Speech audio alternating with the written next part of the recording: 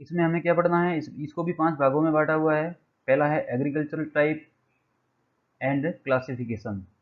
वास्तव में एग्रीकल्चर है क्या, कृषि क्या है, खेती क्या होती है, फार्मिंग क्या होता है, उसका अर्थ क्या होता है, और उसका क्लासिफिकेशन यानी कृषि का वर्गीकरण। मुख्यतः विभिन्न भागों में बहुत प्रकार की कृषि प्रणालियाँ पाई जाती है। वो कौन कौन सी कृषि प्रणालियाँ हैं, उनके उस क्षेत्र में मौजूद होने के क्या रीजंस है, वो डिटेल पढ़ेंगे हम। बी में देखेंगे आप एग्रीकल्चर, वापस कृषि पढ़नी है विस्तार से। जिस कृषि के आगे देखो क्या लिखा है, physical, social, cultural environment influencing crop production. अर्थात कृषि का जो प्रमुख घटक क्या है, फसल उत्पादन, क्रॉप प्रोडक्शन। और फसल उत्पादन को प्रभावित करने वाले भौतिक, सामाजिक और सांस्कृतिक पर्यावरण के कौन से घटक ऐसे हैं जो इस एग्रीकल्चर के क्रॉप प्रोडक्शन को अर्थात फसल के उत्पादन को प्रभावित करते हैं। तो वो सारे फैक्टर पढ़ने हैं, सारे कारक पढ़ने हैं। भौतिक कारक, सामाजिक कारक, सांस्कृतिक कारक और पर्यावरणीय कारक कौन कौन से हैं, ये सारे कारक पढ़ने हैं। कुल मिला के हम कह सकते हैं कि ये सारे के सारे किसी क्षेत्र की, किसी भौगोलिक क्षेत्र की कृषि दशाओं को प्रभावित करने वाले कारक है या उसको निर्धारित करने वाले घटक है, ये चीज पढ़ना है हमें। अगला देखिए, स्पेशियल डिस्ट्रीब्यूशन यानी स्थानिक वितरण पढ़ना है। प्रोडक्शन यानी उत्पादन और इंटरनेशनल ट्रेड उनका अंतर्राष्ट्रीय व्यापार। ये तीन चीजें हैं। तीन चीजें किस किस का पढ़ना है, राइस और व्हीट। राइस क्योंकि जो चावल है जो विश्व की सर्व प्रमुख खाद्यान्न फसल मानी जाती है, और गेहूं ये भी प्रमुख खाद्यान्न फसल है। दोनों इन खाद्यान्न फसलों का स्थानिक वितरण अर्थात कौन कौन से भौगोलिक क्षेत्र में, कौन कौन से देशों में इनका उत्पादन कितना और कहाँ कहाँ होता है, उनकी उत्पादन और उत्पादकता कितनी है, ये पढ़ना है। प्रोडक्शन पढ़ना है और इंटरनेशनल ट्रेड पढ़ना है। इसी प्रकार देखिए अगले में क्या पढ़ना है, वही same, special distributions, productions and international trade off cotton and rubber. Cotton का मतलब कपास, रबर का मतलब रबर जो होता है, ठीक है ना, ये दोनों पढ़ने हैं। उनका भी क्या पढ़ना है, वही स्थानिक वितरण, उत्पादन और अंतर्राष्ट्रीय व्यापार। अंत में कॉफ़ी और टी के बारे में, कॉफ़ी, कहवा और टी, चाय के बारे में। तो आप यूनिट थर्ड में मुख्यतः कृषि गतिविधियों को ही पढ़ना है। आपके दिमाग में रखना है कि हमें जो हमारे बीए सेकेंड ईयर के जो सेकंड पेपर है उसकी थर्ड यूनिट पूरी तरह से कृषि पर ही निर्भर है। अर्थात इसमें आपको प्राइमरी सेक्टर के बारे में ही पढ़ना है। पूरा का पूरा कौन सा होगा इसमें, प्राइमरी सेक्टर ही पढ़ना है। देखिए प्राइमरी सेक्टर में एग्रीकल्चर आता है, एग्रीकल्चर को प्रभावित करने वाले कारक, और ये प्रमुखतः 6 फसल, चावल, गेहूं, कपास, रबड़, कहवा और चाय, इन फसलों के बारे में हमें पढ़ना है। उनका स्थानिक वितरण, उनका उत्पादन और उनका अंतर्राष्ट्रीय व्यापार क्या है। देखिए अगली यूनिट में देखते हैं अपन यूनिट 4। इसमें वापस वही 5 सब टॉपिक दिए हुए हैं। क्या देखना है इसमें, अब देखिए आप इसमें देखेंगे कि हमने यूनिट थर्ड में यदि प्राइमरी सेक्टर को लिया है तो यहाँ पर कौन सा सेक्टर होगा, सेकेंडरी। आर्थिक भूगोल का मूल उद्देश्य ही मानव के द्वारा संपादित की जाने वाली जितनी भी जो आर्थिक गतिविधियां हैं, जितने भी जो व्यवसाय के क्षेत्र है, भले वो प्राइमरी हो, सेकेंडरी हो, टर्सरी हो, क्वार्टरी हो, उन क्षेत्रकों का, उन आर्थिक गतिविधियों का अध्ययन करना होता है। तो यूनिट थर्ड में हमने प्राइमरी सेक्टर अर्थात कृषि को लिया। ठीक इसी प्रकार यूनिट फोर्थ में हमने सेकेंडरी जो हमारा क्षेत्र है, विनिर्माण का क्षेत्र जिसको हम बोलते हैं, जिसमें जितने भी उद्योग धंधे हैं और उन उद्योग धंधों को प्राप्त होने वाला कच्चा माल अर्थात मिनरल्स है, उनके बारे में पढ़ना है। तो देखिए यह आया पहला ही, क्लासिफिकेशन ऑफ मिनरल्स अर्थात खनिजों का वर्गीकरण, उनका वितरण और उनका प्रोडक्शन यानी उत्पादन और उनका ट्रेड। ठीक है, तो क्या है मिनरल्स के बारे में, मिनरल्स का वर्गीकरण करना है, खनिजों का वर्गीकरण, वितरण, उत्पादन और व्यापार। और इसमें भी कौन सा, प्रमुख रूप से 2 खनिज, एक तो आयरन और यानी लौह अयस्क, और एक है बॉक्साइट के बारे में हमें पढ़ना है। आयरन और बॉक्साइट के बारे में पढ़ना है।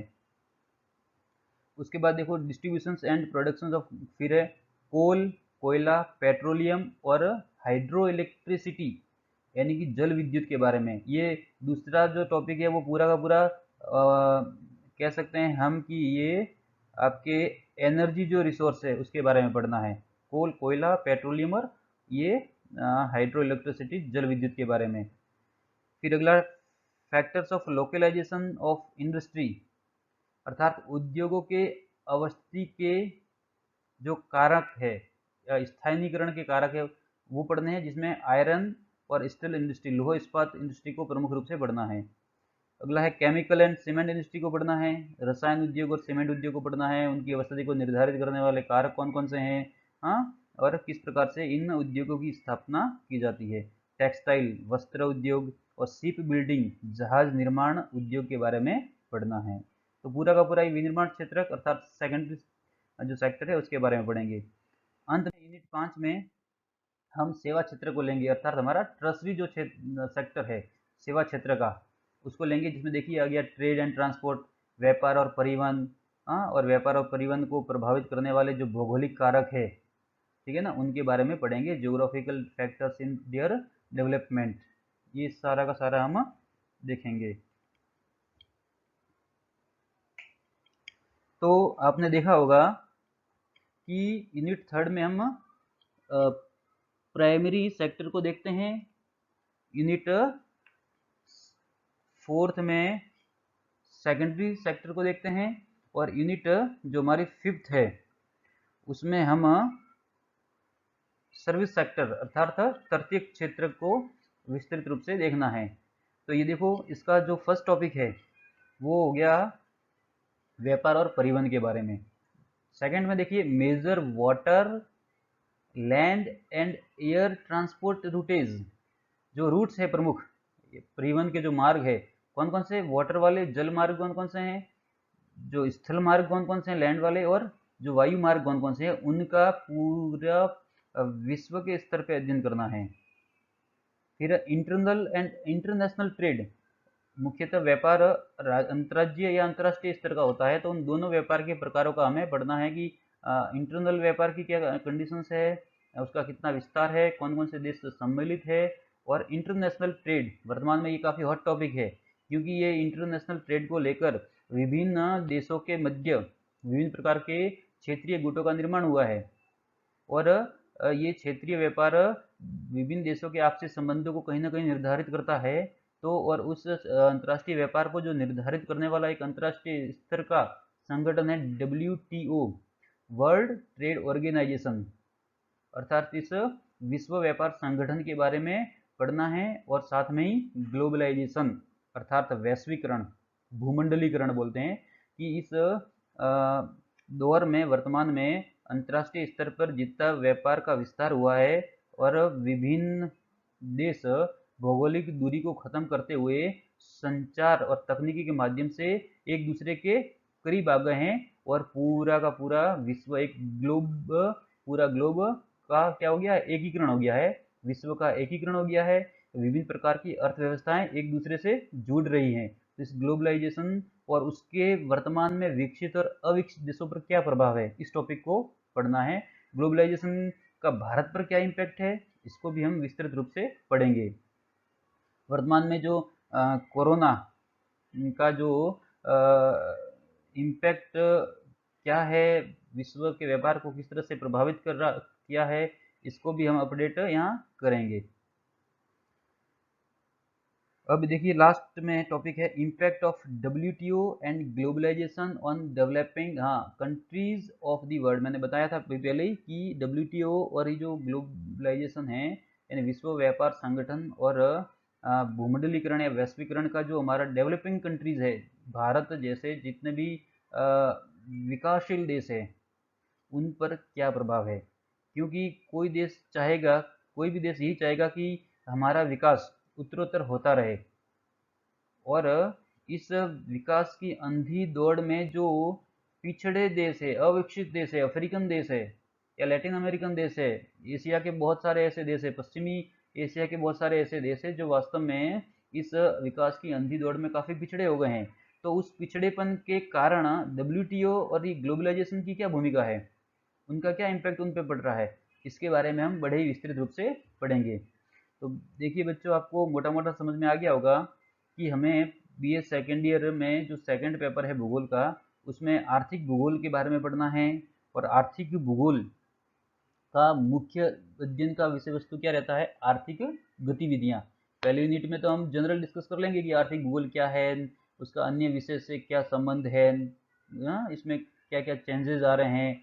लेकिन अगली जितनी भी यूनिट है उसमें आपको आर्थिक व्यवसाय के जो प्रमुख क्षेत्र है, अर्थव्यवस्था के क्षेत्र या मानव के द्वारा अपने आर्थिक विकास को बनाए रखने के लिए की जाने वाली विभिन्न प्रकार की जो आर्थिक गतिविधियां हैं, व्यवसाय के क्षेत्र है, उनको अलग अलग भागों में बांटा है। और प्रत्येक क्षेत्र का बहुत ही विस्तृत अध्ययन करना है, जिसमें प्राइमरी सेक्टर, सेकेंडरी सेक्टर और टर्सरी यानी प्राथमिक क्षेत्र, द्वितीयक क्षेत्र और तृतीयक क्षेत्र को हमें मुख्यतः फोकस करना है।